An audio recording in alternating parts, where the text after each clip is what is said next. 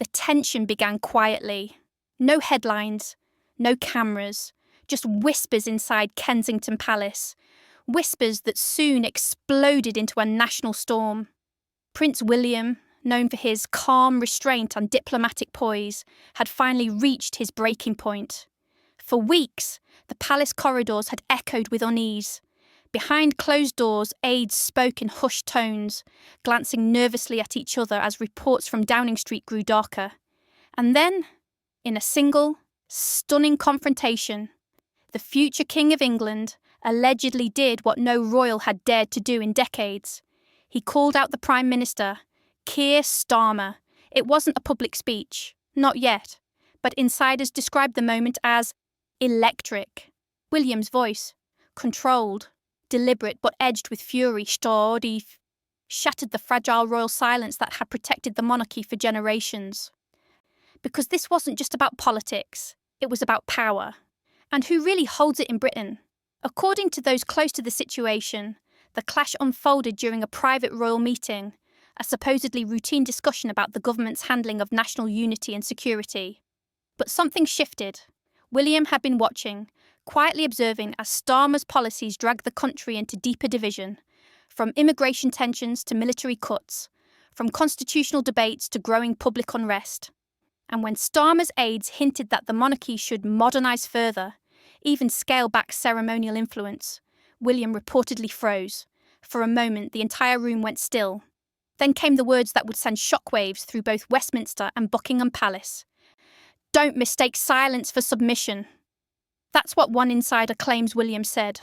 Calmly, firmly. Eyes locked on Starmer.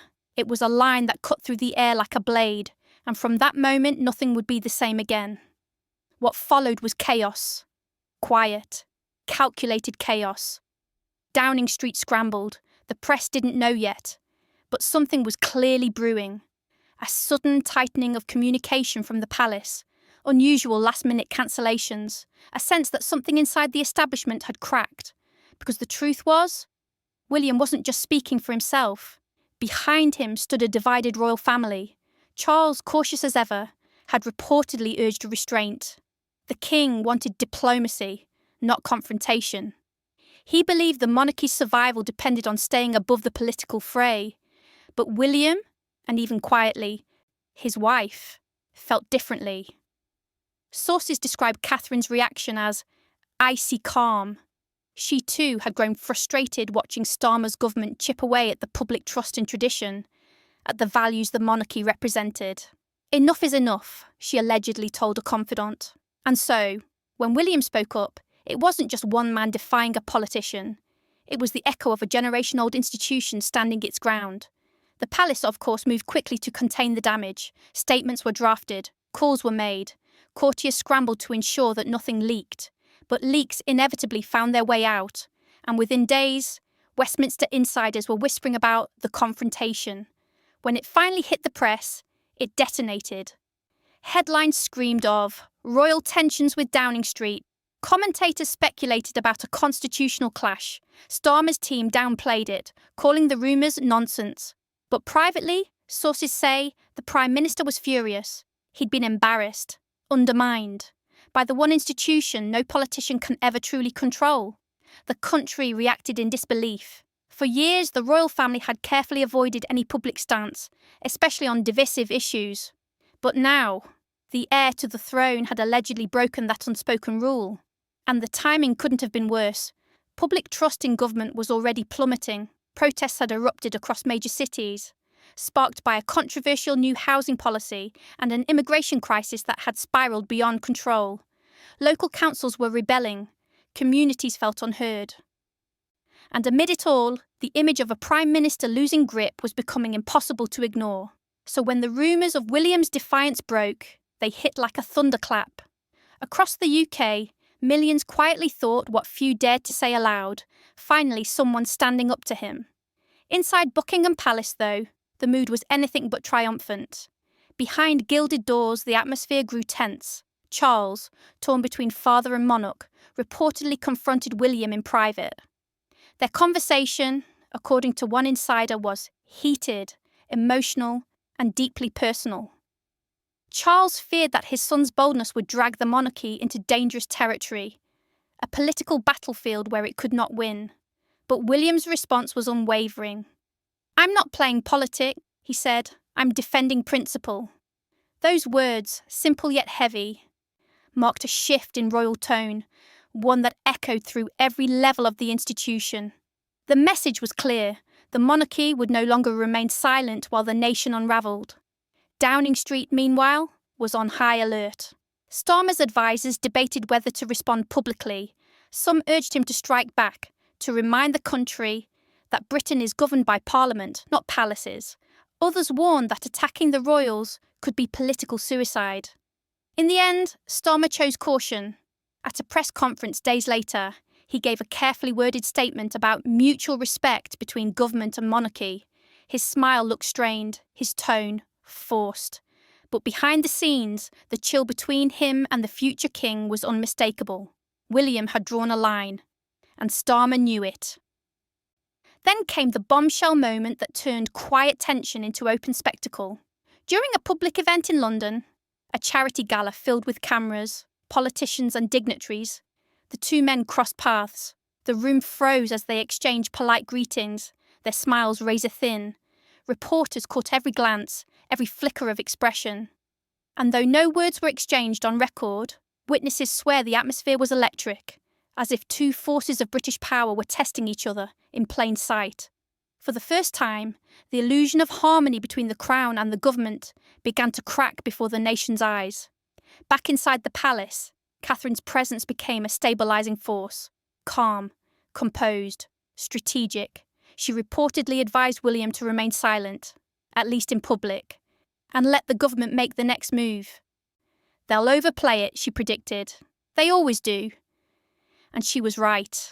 Weeks later, a series of leaked government memos surfaced. Documents suggesting that Starmer's team had been privately discussing reforms to reduce royal influence in public affairs. The leak caused outrage. The tabloids erupted. Starmer's approval ratings plummeted overnight. And suddenly, William didn't look like a rebel. He looked like a patriot. The people began to rally behind him. Future King speaks truth. William defends Britain's heritage. Starmer versus the Crown. Who's really in charge? The narrative was unstoppable, but with every surge of public support came a new wave of pressure inside the palace. Senior aides feared the monarchy was walking a dangerous line, too close to open defiance, too far from neutrality. The Queen Consort urged unity, insisting the family must close ranks. But privately, even she admitted the truth. William had captured the national mood. He wasn't just a royal, he'd become a symbol, a voice for a Britain that felt ignored, silenced and tired of political theatre. Meanwhile, Starmer faced one of the most turbulent weeks of his premiership. Parliament grew restless, cabinet ministers whispered of dissent, opposition leaders seized the moment, painting him as weak and out of touch, and through it all, the image of William, standing calm, silent, unbothered, loomed large.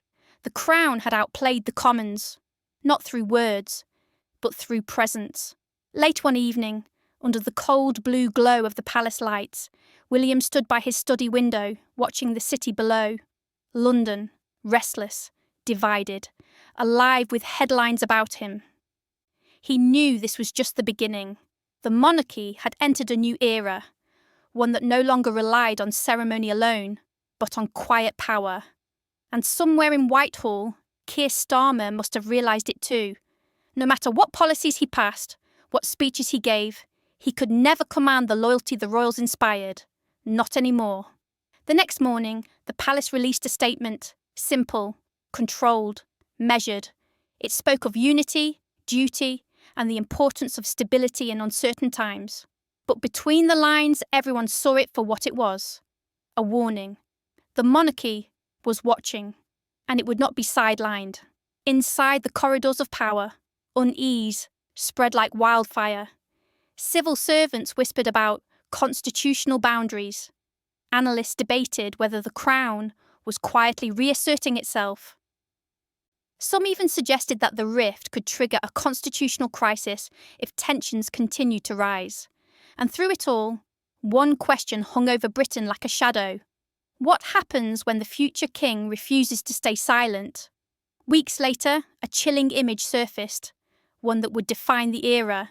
Prince William, standing at a remembrance service, eyes sharp, expression unreadable.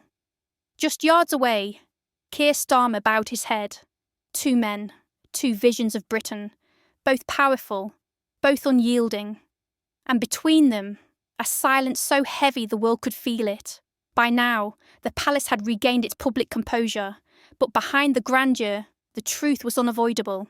The royal family had changed, no longer a passive symbol, but an active force. And as William stepped deeper into his role, the country watched, waiting, wondering when he would speak again. Because one thing was certain, the line had been crossed, and once crossed, it could never be undone. Insiders say the tension still lingers, quiet, invisible, yet alive in every meeting, every handshake, every royal appearance. But beneath it all, there's something else. Resolve. William is said to be preparing for a future where the monarchy must stand stronger than ever. Not against the people, but for them. Against division, against manipulation, against the slow erosion of what Britain once stood for. He knows the risks, the backlash, the headlines. But as one palace aide put it, he's not afraid anymore. Because the truth is simple. When politicians falter and the public loses faith, the nation looks to its symbols. And for now, that symbol is him. The story of that night, the confrontation, the chaos, the fallout, will be debated for years to come. But one image endures. Prince William, standing tall in the heart of a storm, defying the forces that sought to weaken the institution he was born to protect. And as Britain watches the old order crumble, one question remains unanswered. Has the age of royal silence finally ended?